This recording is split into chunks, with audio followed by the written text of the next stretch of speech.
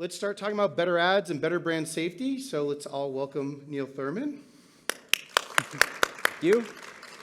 Neal, thanks for coming. I think where I wanted to start is I'm not sure that everyone's familiar with Brand Safety Institute, Coalition for Better Ads, really your remit. Can you talk a little bit about what it is you do and why you do it? Sure, thanks, Rob. So thank you for having me here. Really excited to talk about a couple of different topics, but I'll start with what it is we do. So the Brand Safety Institute was formed about 7 years ago, and the idea was that these issues are changing so quickly, and individual parts of the supply chain were talking about them amongst themselves. The IAB was talking amongst publishers. The advertisers were talking at the ANA or the WFA or eventually GARM, if we're allowed to say that word. And the foray is kind of talking through the APB or wherever. But at no point was the entire industry getting together and talking about these issues and developing a common reference language for having these conversations. And so that was the initial premise that we started out with at BSI was we need to bring everybody together and make sure that people are operating from a common understanding, because when we talked to publishers, they had a wildly different definition of what brand safety meant to them than marketers did and then agencies did and all the intermediaries in between. So we started out, we've built a curriculum for brand safety officers at BSI and have continued that, trying to make it more engaging and interactive, meaning we host peer-to-peer forums. Rob was talking in his introduction about, hey, this group needs to get together before we talk to the SSPs and then the agencies and the marketers. We kind of took it differently. We said we're going to talk to everybody at the outset, put everybody in their own corners to talk about their issues amongst themselves first, but then find opportunities to come together and figure out how we can solve problems together. So Brand Safety Institute, is that then, so in terms of membership or how that works, so who makes up the group? So we have members across the supply chain from kind of traditional big Fortune 500 marketers through agencies, platforms, intermediaries, and publishers, so kind of all the way around. And then we have consultation with some of the other big trade bodies as well. I think Shelly is here. He is involved in meetings. We have representation from the 4As and the IAB from time to time as well. Great. Do you want to build on that or keep? Well, let me do the quick aside to the Coalition for Better Ads, which I run separately. And the goal there is really to represent consumers in the conversation around what ad experience should be like. We go out and do first-party research with hundreds of thousands of consumers on ad experiences and try and figure out, at the end of the day, what drives them to ad avoidance behavior. So what are those ads that drive somebody to go realize that there is such a thing called an ad blocker and deploy one and ultimately harm the whole industry? So how do we figure out what those things are and then, shall we say, discourage the industry from using those experiences? And so all of you know of the Coalition for Better Ads, I'm assuming, or you certainly between ad sizes and certain ad experiences, that's all been kind of driven by those conversations, right? Yeah. And it's an ongoing thing. Yeah. Right? So we'll have new research out in a few months, just updating desktop web and mobile web. We haven't done research in those areas in 5 or 6 years, and a lot has changed. So we want to make sure that we're staying up with the times and what people are doing. I'm wildly fascinated in the conversation coming next around new surfaces and new ad experiences coming up, just because that's what we need to stay in front of. Well, everyone in the room will just look to Neal and he'll go. Well, let's talk about that. Because it's all my opinion. Yeah, right, exactly. Well, again, you're going out and you're getting consumer research and you're bringing that back. And then let's just go down this path for a little bit. So then, again, in terms of how you're interpreting that is it just present the research, or does it go through a filter of people talking about what that means? So we ultimately present. We partner with a lot of the local IABs around the world, and the goal is to try and get a conversation around there is nuance. Once some consumers say, God, we hate pop-ups. All right, well, they come in lots of flavors and shapes, and we try to figure out a way that is both healthy for industry to monetize and stay in business, while we try and avoid 20 or 30% of consumers just walking out the front door before they monetize, period. Got it, got it. Is there any level of involvement in the Coalition for Better Ads? In other words, are you looking for more voices? Absolutely. And so We forth? all, we want this, and that's why we go through partners like the IAB, because they can help us aggregate publishers. We work, with the market, the buy side of the industry when we can. They are less interested, as it turns out. But yeah, we absolutely want more people to be involved, to participate and to help advise us. We have a very small team, so figuring out how we can figure out what is on the horizon, how we can research it better, because we are also getting to a universe where the things that we want to talk about are not as straightforward as here is a pop-up ad, do you like it or not like it? It's how do ad experiences interact together, and how do you do that in an environment where you can do statistically valid research. Oh, that's interesting. Right. Yeah. I mean, again, it's evolving. Right. All these things and all those things. So again, that's an open kind of invitation for people to think that, especially depending on your site and depending on what your role is, actually being kind of involved in these conversations, you might help impact. Because it's interesting to me, and I want to talk to you about information asymmetry across the space and whatever. But I find it interesting in an operations role that sometimes I'm in the room representing the consumer as much as, say, editorial is, right?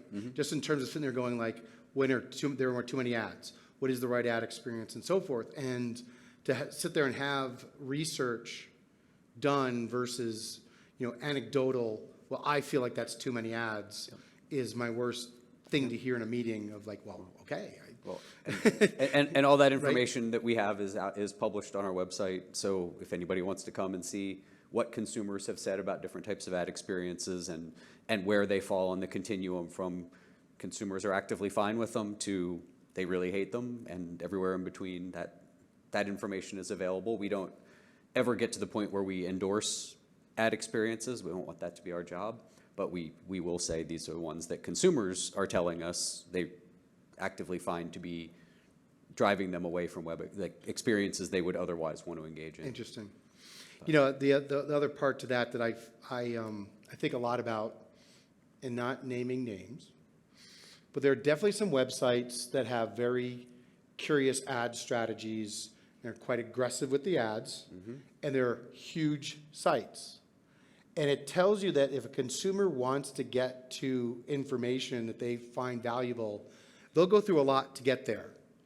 So just imagine not making it difficult to get to the content and what it could be.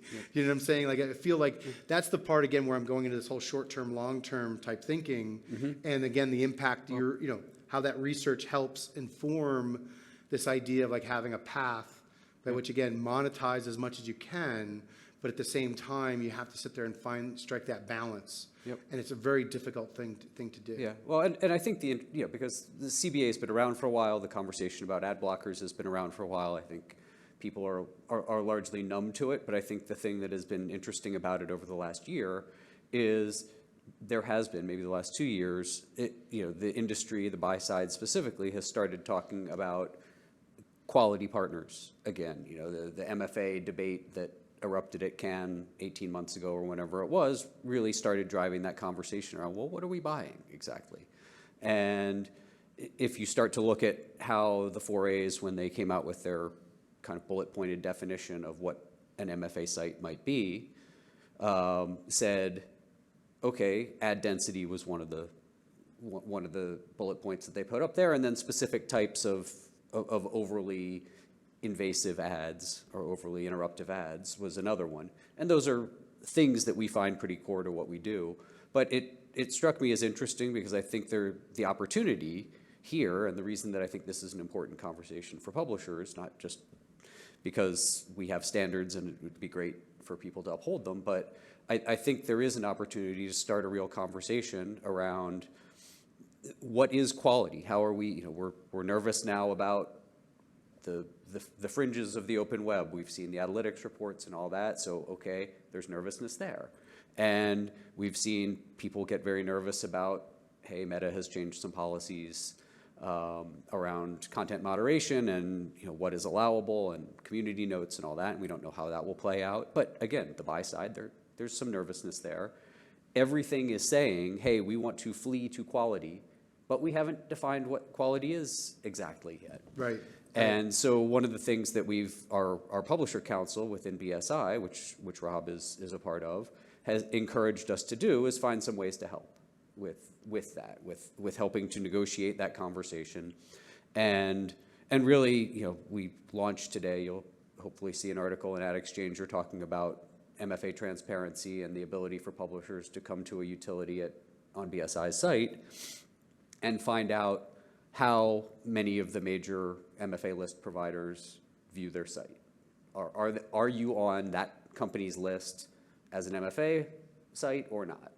Yeah. And I'm very excited about the opportunity to allow publishers to start, you mentioned kind of information transparency and symmetry. Like, you guys should be able to figure out, how am I being viewed by the buy side? And this is an opportunity to start to get some of that strategic information to say, oh, I need to make a decision on how I spend my next dollar, my next hour, to better position myself with my buyers. Hopefully this is a way you can do that. And we start with MFA, and then we look at whatever other data signals we can add to that to figure out how we can be supportive. Yeah, I can't talk highly enough about this and just where, again, out of many of the space camps, I've been trying to think through how to tackle kind of the brand safety issue. Yeah, I think you all know keyword block lists are very high on my list of things I hate. And trying to solve for these things, right? Mm-hmm. And what was just really interesting, again, I just want you to wrap your head around this, this is getting ad fontes. This is getting some of the other companies that are used by the buy side to judge you. I'll use that word judge, but that's, people make buying decisions. They go am I buying a good site? I'm going to use Jounce or DeepSea or whatever.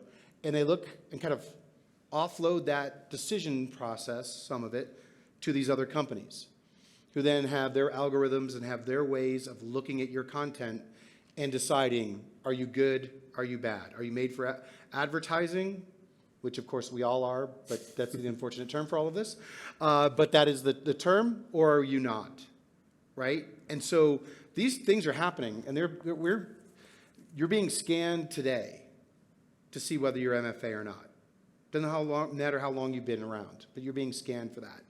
And just the fact that free tool, you log in, you have to verify it's you, so you can't see someone else's website, and you get essentially a dashboard, the thing that just says greens and reds, right? Yep. It's as simple as that.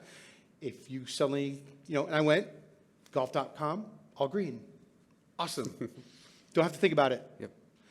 Got to remember to go check on it every once in a while and just see if that's changed. Okay? That's it. Okay? It doesn't tell me if I'm in the red, why I'm in the red. That's a conversation for me to have with that company. But I would never have even thought to ask if I didn't know. And so to me, I think that this is such a baseline beginning of a step of a conversation, because you could talk maybe just real quickly that you had to approach all these companies and say, I need you to share. Right. Yeah. What was that like? Yeah, and it was a great experience, really. I was surprised. So the conversation started, after the 4As released their definition. It became clear that all the vendors who were participating in those conversations didn't necessarily agree. Or once you got beyond the bullet point of what the definition was, how those were interpreted differed from vendor to vendor. And so we started in on the conversations around, hey, could we get to a unified definition? And, these are saleable assets for these companies. So after the fact, it is unreasonable to think everybody's going to say, oh, no, well, let's agree and commoditize that product. We can all hope that is something that could happen, because that would make everybody's life easier to have a common definition. Can I just jump in there? So the other part that we were a part of was getting the 4As and getting a number of groups and going and there were people that had this, we're going to define MFA, right? And it was this whole this is what we're going to do. We're all getting in a room. We're going to figure this out. Oh my God. Did not work. Yes. Did not work. And the fact of the matter is that, And if you remember, we had Scott Cunningham present in Denver and so forth. You know, he's like, I just wanted to point out that by this definition, the Charlotte Observer is MFA. Local news is MFA. You can go to local news sites, and they're not, I hope I'm not offending anyone, they're not the best. Some of them are not the best. But there's this aspect of sitting there going like, you're throwing out the baby with the bathwater in this approach. Yep. And so I think that felt like, you know what? Certainly you're not going to be able to take that definition, go to these companies and say, change your engineering to work to one thing, because then you have no differentiation. Yep. I think the idea of going to them and saying, minimal viable. Yeah, and ultimately what we propose to them is, you know, now that there's this potential worry among publishers, a lot of people like Rob, who are unlikely to be classified as MFA, either don't know who to reach out to or will come to their front door and say, hey, can you tell me? To which the answer is, well, no, you're not. Why would you think you were? But we, BSI, are acting essentially as tier 0 support for them. So, you know, the benefit to them, in addition to goodwill in the industry and saying, hey, we want there to be information symmetry, is, you know, we volunteered to act as tier 1 support or tier 0 support to say, yeah, Rob, all you have to do is come check on this website, and assuming it's all green, you never have to contact any of those companies. Right. And so I think between those two, I mean, I was very surprised, pleasantly so, that there was a genuine interest in symmetry and not making this a mysterious process. And nobody was like, oh, well, how do we now sell something to the publishers, because now we know they're interested in our data too. Right. It was all, yeah, great, do it for free. If you guys can prove to us that you can validate everybody's URLs and only be giving away the data you say you're giving, then we're happy to participate. So it was relatively easy, other than the typical legal contractual terms of service and all that kind of stuff. Yeah. So one thing I'd ask all the publishers in the room is to make sure to go BSI. We'll make sure the link is in the doc if it isn't already, and sign up, because one of the things I think we could do with this is just by, let's say, the sheer number of publishers that do this actually opens up the conversation as to what would be next. Maybe there's something around viewability. Maybe there's something else. Again, I think the one thing that is always of interest to me is that there are so many ways that we as publishers are being measured, and we aren't even really aware of it. How many of you are familiar with Compliant Global? Okay? Compliant Global works with brands to determine where to buy that are working with sites that are privacy compliant. Do you know that? Do you know that you might not be getting a buy from Procter & Gamble because your privacy compliance doesn't match what they think is supposed to be right? No one asked you, did they? Those are things that are kind of going on. And it's interesting because your point about the quality piece, right, is we, of course, have always been that. Like, I remember someone, like, in our Slack talking about this, like, why are we talking about MFA? I'm not MFA. So therefore, I don't need to be a part of, like, why do I have to be pulled in? Why is everyone talking about this? And it's the part that you said of, I'll say the assumption that we have made is that as the buy side goes, oh, wow, our buying strategies are really awful. We buy in some really bad places that literally are on child trafficking sites. Maybe we ought to clean up our act here. Mm-hmm. It isn't that they're naturally going to go to us. We actually have to demonstrate quality and performance, right?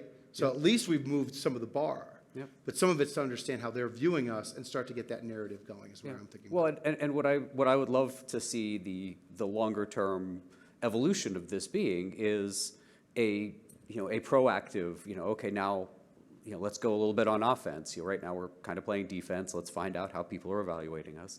But let's turn that around and say, here's what quality looks like, right? You were talking about, hey, it's your job to go out and get people to buy you, get them to care about buying people who are investing in their content and investing in their process and their experiences and all the rest. So how do we use this tool to say, all right, well, it's somebody like Compliant saying, hey, here are people who are compliant versus privacy and versus MFA and CBA compliant and viewability. And I know at Jounce there's some concepts of cheap reach and untrusted based on viewability and other other factors. And how do we start to bring more and more of those in so that you guys can say, okay, check, check, check, check, check. What else do you want from us? This is the definition of quality. Yeah, yeah. No, I think, again, we have to engage with all these companies to find out how they do it. But again, we don't have the time to chase all of it. So if there are tools that allow us to kind of get there and so forth. Well, right, and that's what my hope is. Like I come to events like this, have conversations with Rob and Scott, and others, and there are things that you guys can do that we will never be able to do. I'm not super deep on the technical side. I'm first to cop to that, but at some level, there are things that trade bodies can do in aggregate for the industry that is not terribly productive for you guys to all try and go do individually. And so that's when we get into these conversations, and when I come to events like this and listen, that's what I try and listen for, is like, oh, well, what can BSI or the Tech Lab or IAB or whoever, what can those groups do that fundamentally is not efficient for folks to do by themselves? And if we have some relationships that are different or what have you, that's what I try and find, and that's what I try and listen for. So, as you guys are going through sessions or just ruminating on what Rob and I have been talking about, please come up, find me, say, here's a data signal I would love to know more about. And here are a couple vendors that may have it and may be willing to talk to you. And I am happy to go have that conversation and then talk about, here are the 30, 40, 50, 100 publishers we already represent and the thousands of domains, and these guys would love to know a little bit about how you evaluate them, and we can do that for you in a fairly trusted way, so that now 1,000 publishers aren't all individually beating a path to your door. The other aspect to approach deal about is joining the publisher board. That's part of BSI, and it is getting together, and it is talking about kind of the publisher struggle around these things. And so yes, I get to sound off monthly about keyword blacklists and all that stuff, but it is about trying to actually find actions that we can actually take, again, collectively or whatever, and try to find, and again, that's what I get to. It's like, it feels like really hard to win at these things, but there is an aspect, I mean, especially now, right? Brand safety, everything that's kind of going on right now in that space, there's real opportunity to have some real conversations right now that could move us forward. Well, on the publisher agenda. And I want to talk, a little bit about, another, avenue. So we at CBA, we did some research with our good friends at Admiral around, around the value of having a conversation with consumers. And the notion that we have a CBA seal that's also, again, it's free. This is free for publishers, and the idea is to just start to say, hey, we as an industry don't take nearly enough credit with consumers for the things that we do. People talk shit about the industry all the time. People taking pot shots from Capitol Hill, from wherever those shots come from, and at no point do we as an industry stand up and talk back and say, hey guys, we actually have. We've gone out and done research through this cross-industry, trade body. We have, stopped using things that have made us money in the past. We've stopped using pop-ups. We've stopped using ads, video ads that default to sound on, and things, all these things that you said you hated. We listened, and we are doing these things. We're never going to get to everything for free with no ads. That's not how the world works. But we are trying, and how do we get out there and continue to signal that quality, have those conversations with consumers, use, we have developed the seal so that can be part of the conversation. We're going to work with Shaley and his team at the Tech Lab to add a CBA seal, or add that to OpenRTB, so it's something that can get in the bid stream, can get measured. But again, ultimately, we want to be able to say, publishers need a way to signal quality, and then to have a conversation about it, and then to find out how they're being measured against those various pillars. So. Yeah. I want to take a left-hand turn here just to talk about, you mentioned brand safety officers, and I'm curious as to where that was, because again, when we started first getting engaged in, gosh, I can't even remember, I helped with some of the training materials early 7 years days ago, on. yeah. Yeah. Hopefully it's been replaced by then. But this was to actually go to the brands and get them to either have a full-time employee or at least someone partially actually looking at this and working this problem. Well, yeah. in my mind, it's not just the brands. It's across, ultimately our goal is so that every step along the way, there is somebody that has that common education, that common vernacular around what these issues are, so that, hey, I have an issue, I know who to go talk to at, if I'm a brand, I have that education and I can go talk to somebody at the DSP, at the SSP, at the publisher, the platform, wherever it happens to be, and be fairly confident that that person can respond in a way that makes sense to me because we're talking that same language. But again, part of it is also just making those connections. And it's funny, we started out with the premise that the education was the thing, and it has turned out that a lot of what we end up doing is more just facilitating those conversations and kind of hoping to kind of figure out where they are and when they're needed and things like that. So as often, even as we've gone through the beta of the MFA tool, we've had some times where publishers come and we've found out ahead of time, oh, this publisher that just validated their domains is going to come up with a couple that are, we think they're legitimate publishers, companies we've heard of, and okay, it turns out a few of their domains are on the list. Hey, I'm going to go to the data vendor first and say, you guys sure about this? And if so, be ready, because they're probably going to come to you to ask for a conversation, and be ready to have that conversation. And again, not BSI's job to say data vendor or publisher is right or wrong, just, hey, let's make this easier on everybody and facilitate those conversations so that the person at the publisher feels like, hey, we've been heard. Yeah. And we can decide if we want to make a change or not.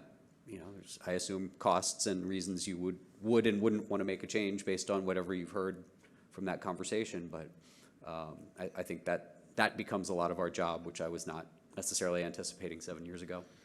So the idea that just popped in my head, so again, Wednesday came about with the idea of us getting some of the SSP product people in a room and start talking again about like how do we align our interests around how these things are supposed to operate. And it occurs to me, like, if we can prove that model works, the idea of us building something where we get brand safety, I'll say officers for right at the moment, but let's just say someone from a brand agency across the ecosystem, to your point, and actually create kind of a conversation around that. I mean, again, I know that there is events focused specifically on brand safety and whatever, but not this type of conversation. No, and I think that is, so we have tried to kind of glom onto, we'll say other events that have those words in their title, and have our own kind of sub-events where we want people to get together and do something more like this, where it is work, as opposed to me telling everybody how great my solution is. But ultimately, that's, we try and focus on that. Like, what is a solution that could come out of something? That's how we got to the MFA transparency thing. It was, hey, we could all just sit around and be bummed that everybody's not going to agree on a definition, or we could try and do something about it. And that's where we ended up, which was exciting. And so wanting to have a version of that conversation where, buyers and sellers can talk. And I find myself just having, small one-offs. This publisher asked me this question. I know a marketer who has thoughts on that. Get them together and, Amazing. Just have them talk amongst themselves and figure out if they can elevate each other's understanding of how they can do their jobs better to support each other. So it sounds like there are a number of things coming out of this that we kind of build on, right? So first of all, again, there's an Ad Exchanger article that came out today, literally about this MFA list. Read about that. We will get the link to the actual tool itself to make sure everyone has that. And my ask, again, talk about pledges, please do it. Just get it done. It's not that hard, free, and you'll get checked off that you are not MFA, and you don't have to worry about it, right? But it'll also just show that there's energy behind this kind of concept. And then I think that there's an aspect of being potentially involved in the BSI. Again, be part of the board type of thing and those type of conversations, and to start to kind of build out. So what you just heard that I've never been able to kind of say is like, yeah, let's get someone at a brand that cares about this and is trying to basically solve the other side of this equation. And maybe there's a way for us to create those actual conversations.